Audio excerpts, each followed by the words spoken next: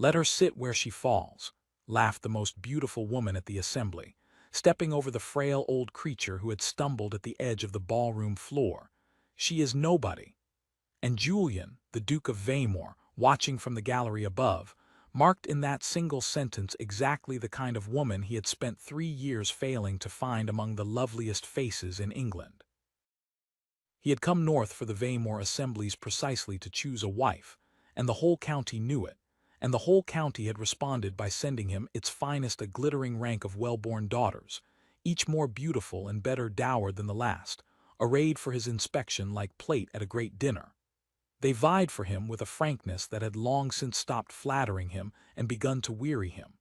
They laughed at his smallest just a half-beat too soon. They asked after his health, his horses, his estates, his opinion of the weather, with an attentiveness that would have been touching had it not been so plainly aimed.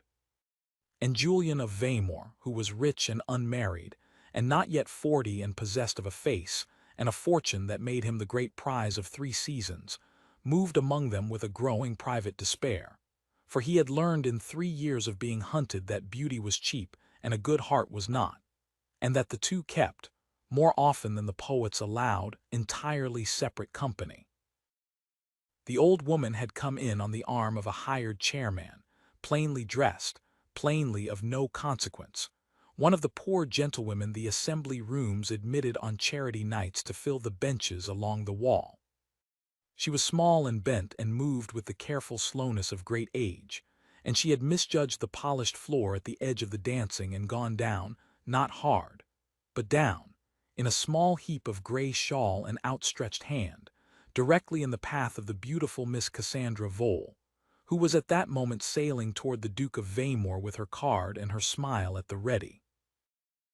And Miss Vole had laughed and stepped over her and said, "Let her sit where she falls. She is nobody," without so much as breaking stride, and 3 or 4 of the others had laughed too, the light careless laughter of the young and the lovely to whom the old and the poor are a kind of furniture, and they had flowed on toward the Duke, and left the old woman on the floor.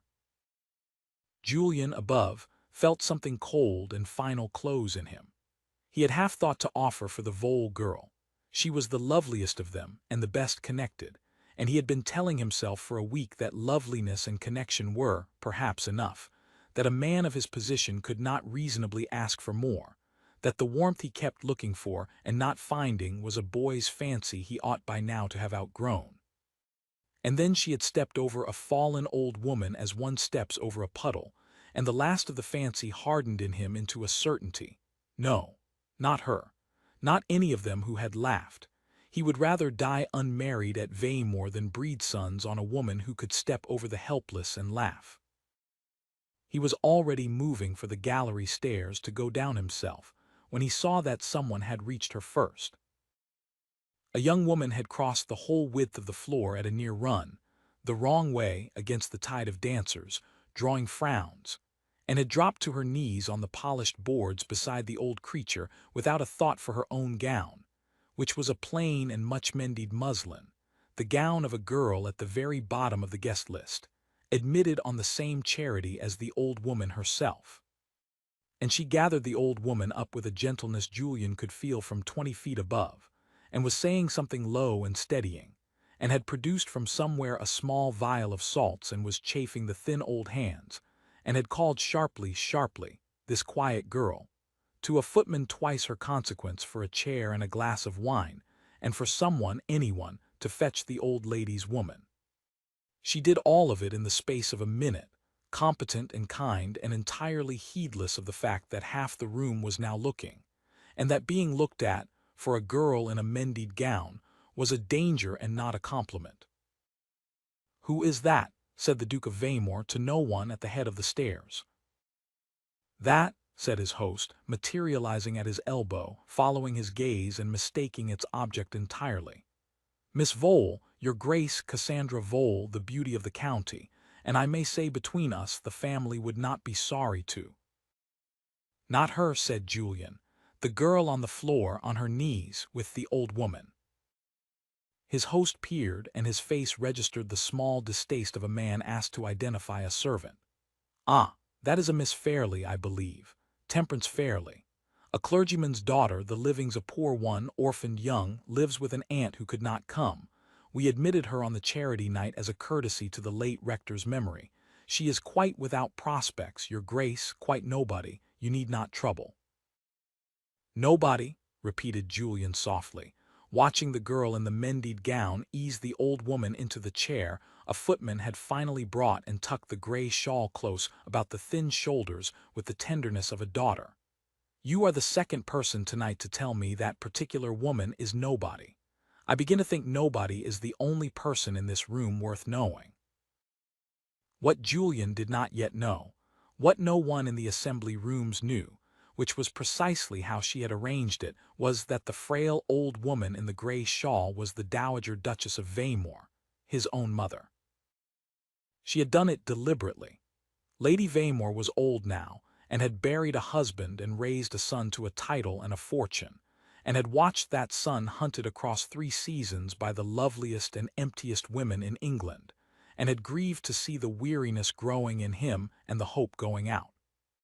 And being a woman of considerable cunning beneath her lace, she had conceived a plan that her son, had he known it, would have forbidden outright.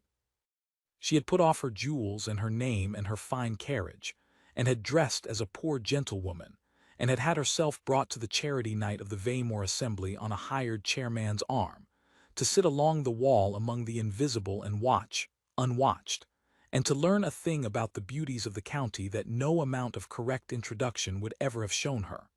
Which of them, when she was nobody, would be kind? She had learned it thoroughly.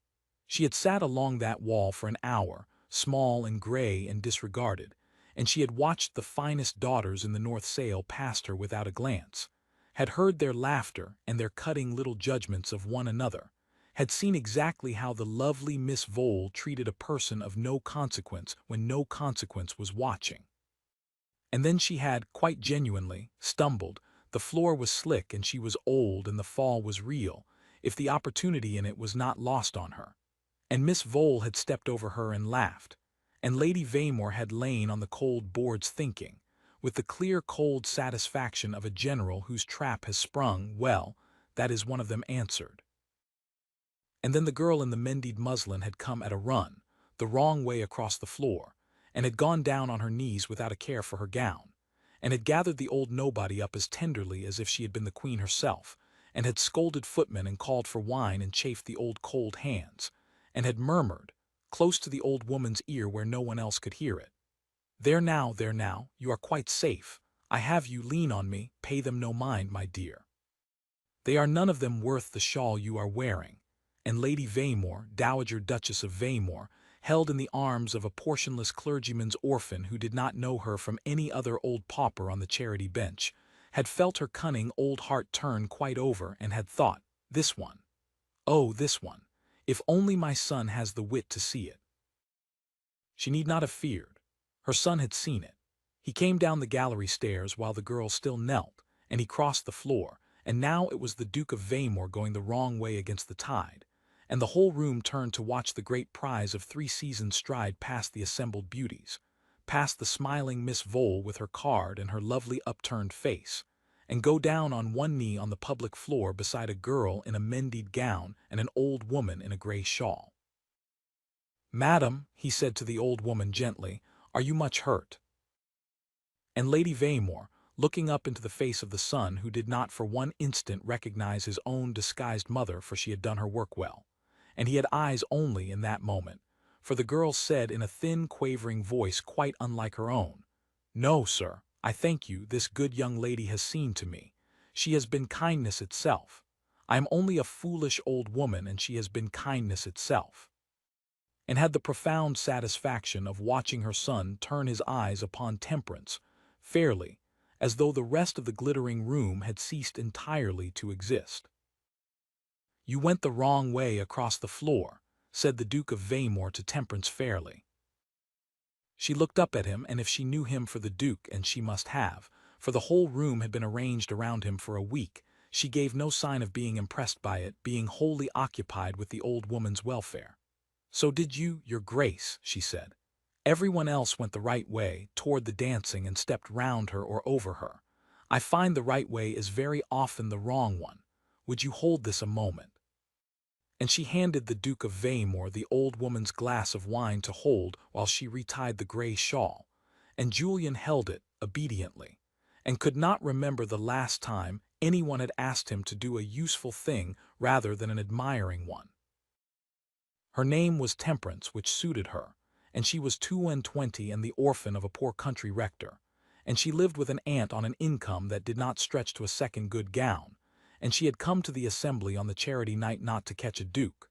The notion, when he later suggested she might have, made her laugh outright, but because her late father had loved the assembly rooms and she had wished once to see them lit for a ball as he had described them. She had no expectation of dancing. She had expected to sit along the wall among the poor gentlewomen and watch, and had been content with it. And she had left her place along that wall for one reason only, which was that an old woman had fallen and no one had gone to her, and Temperance fairly had never in her life been able to see a helpless creature disregarded without something in her rising up and going, at a run if need be, the wrong way across any floor in England. Julian found himself, over the next hour, unable to leave her side. He had the old woman conveyed to a quiet anteroom and made comfortable, and Temperance would not leave her. And so the Duke of Weymore spent the great social event of the northern season sitting in an anteroom with a poor clergyman's orphan and a frail old pauper, and it was the happiest hour he had passed in 3 years. For Temperance talked to him as she talked to everyone, plainly, with a dry country humor and a total absence of calculation, and she teased him gently when he grew ducal, and she consulted the old woman's comfort ahead of his consequence at every turn, and she treated the Dowager Duchess of Weymore, whom she still believed a stranger of no account, with a steady tenderness that Julian watched, and could not stop watching, because it was the thing he had been looking for across 3 seasons of beautiful faces, and here it was, in a mended muslin, spending itself freely on a woman who could do her no possible good. Cassandra Vole put her head into the anteroom once, having grown impatient at the Duke's long absence, and took in the scene, the great prize sitting attentive at the side of a nobody and a pauper with a flash of pure incomprehension, for it did not fit any calculation she possessed. "Your Grace," she said, with her loveliest smile, "you are missed. The dancing." "I am precisely where I wish to be, Miss Vole," said the Duke of Weymore without rising, "attending upon 2 ladies who required attending upon. You will recall the elder of them. She fell at your feet not an hour since, and you stepped over her and told the room she was nobody. I heard you. I was in the gallery.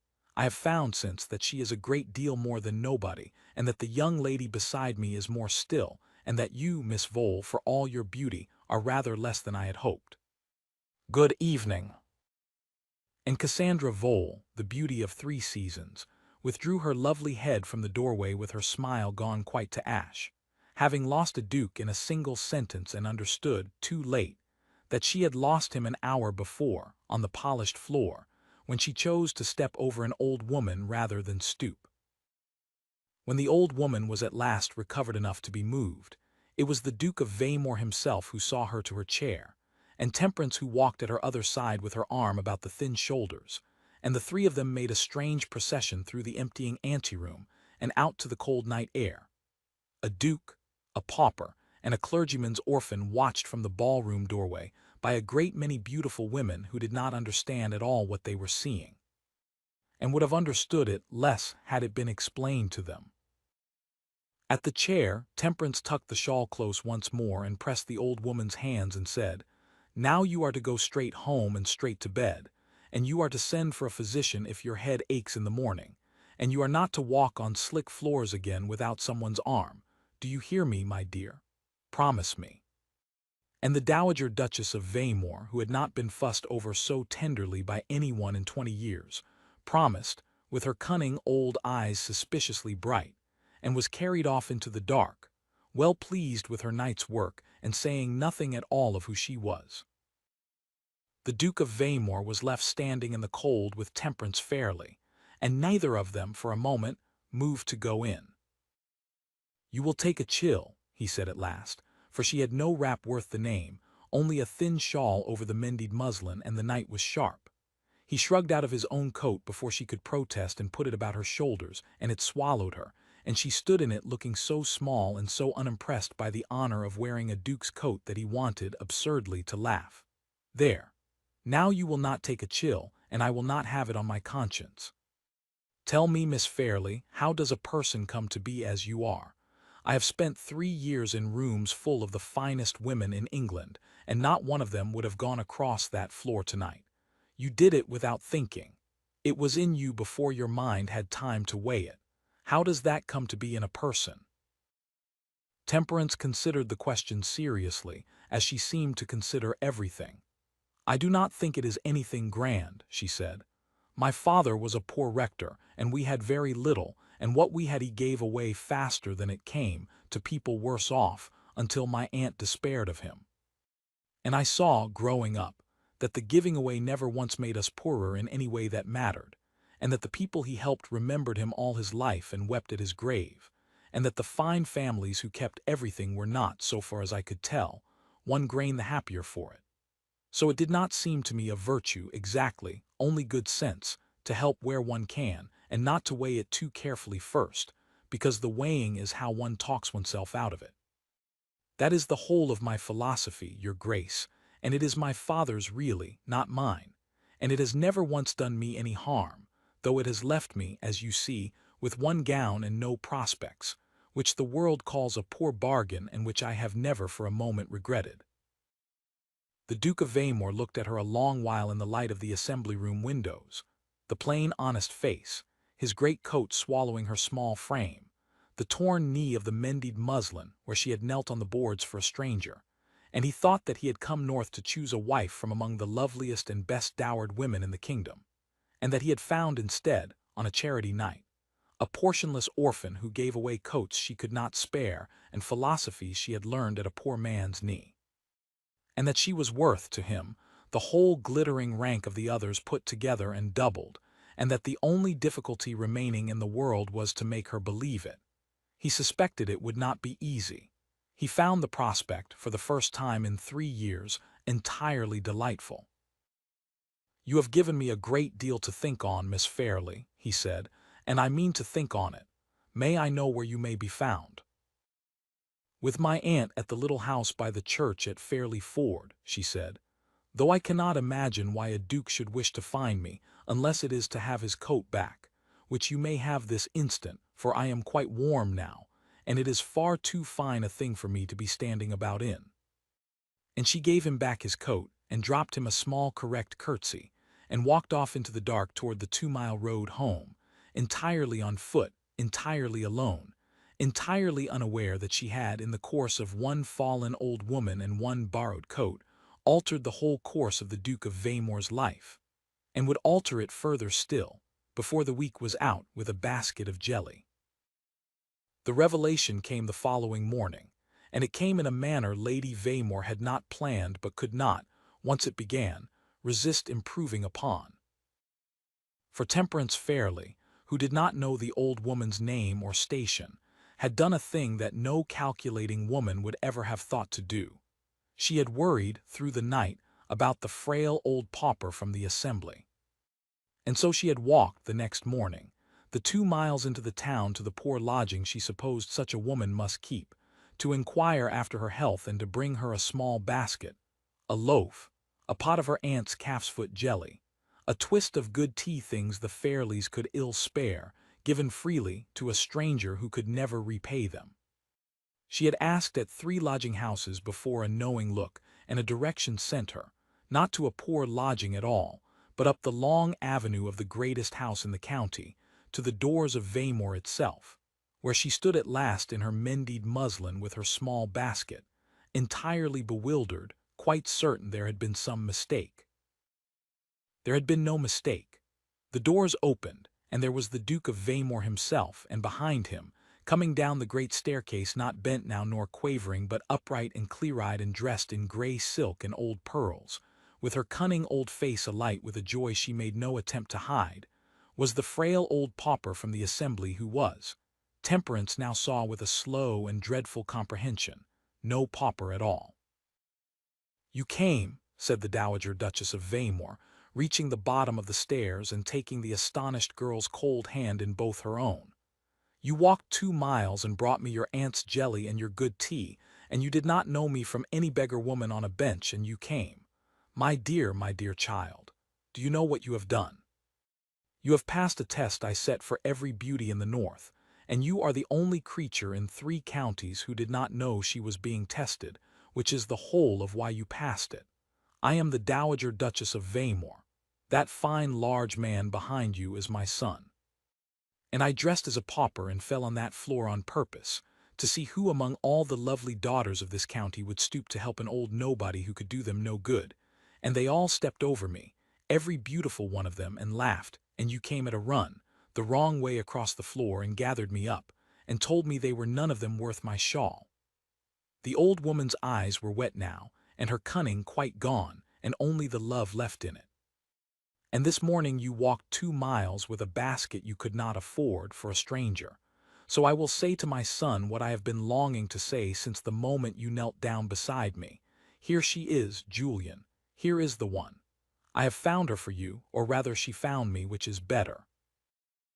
Temperance fairly stood in the great hall of Weymouth with her basket of jelly, and looked from the Dowager Duchess to the Duke and back, and her plain, honest face went through astonishment and mortification, and at last, a kind of quiet dismay. "But I did not," she began.